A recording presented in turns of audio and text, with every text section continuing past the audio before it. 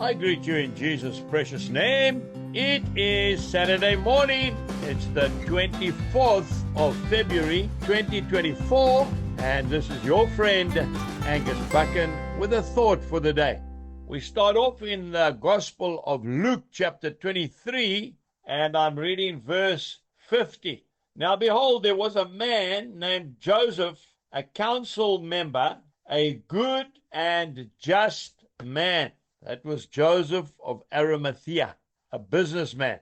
Then we go to Matthew chapter 1, and I'm reading verse 24. Then Joseph, being aroused from sleep, did as the angel of the Lord commanded him, and took to him his wife. And then right down the bottom of verse 25, and he called his name Jesus.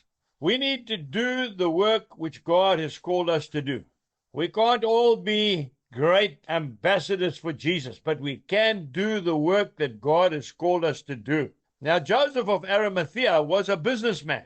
He wasn't a great preacher. He wasn't a great leader. He was a good, solid, just man. He was the one who went to Pontius Pilate and asked for the body of Christ. He could have done that at his own peril. He could have died for doing that.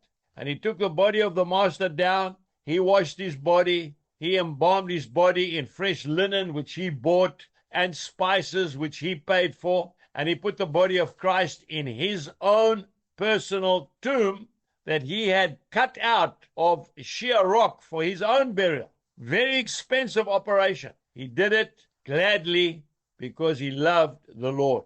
Just an ordinary man doing his little part of what God has called him to. What about Joseph, the carpenter? You don't hear much about Joseph, do you? Well, I want to tell you that Joseph, the carpenter, was the man who had the privilege of naming that baby that Mary bore. He named the baby Jesus. He was the one who put bread on the table and was responsible for clothing and paying for accommodation for Jesus from the time he was born until the time he was 30 and he went out into public ministry. But you don't hear much about him, do you? Well, I want to tell you, he was mightily used by God. He had the privilege of housing Emmanuel in his home. I read this beautiful little saying the other day in a devotional. He does the most for God's great world who does the best in his own little world.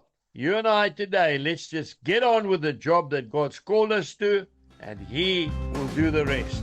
Jesus bless you, and have a wonderful day. Goodbye.